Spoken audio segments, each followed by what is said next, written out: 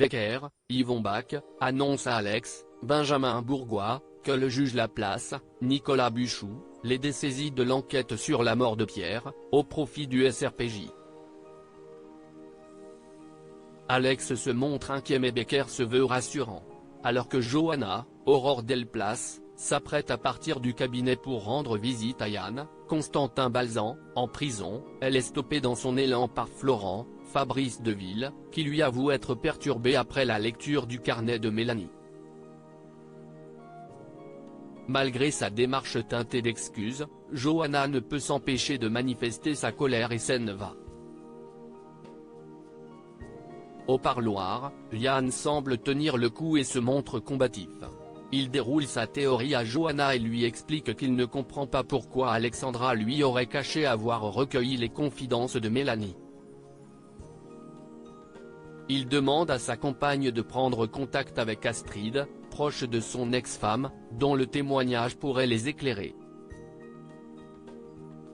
Johanna la retrouve et lui pose des questions sur Mélanie mais Astrid confirme qu'Alexandra ne lui a jamais parlé de cette fille alors qu'elle se disait absolument tout.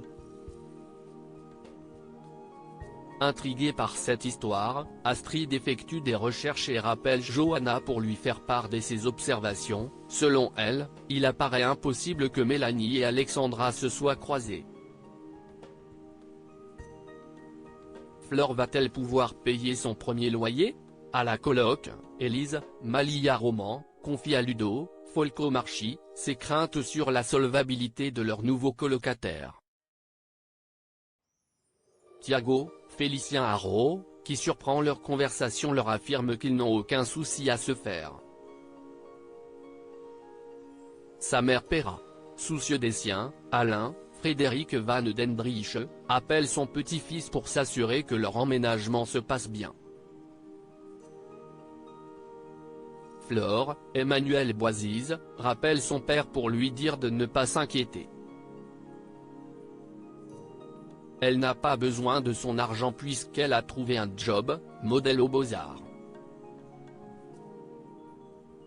Elle en profite d'ailleurs pour donner une avance sur son loyer à Élise qui la remercie.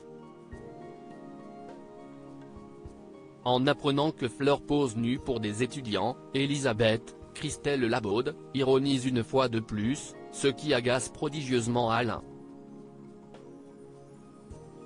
Au lycée, Tom, Matteo Pettel, est en panique. Il n'a pas fait un devoir à rendre dans la journée.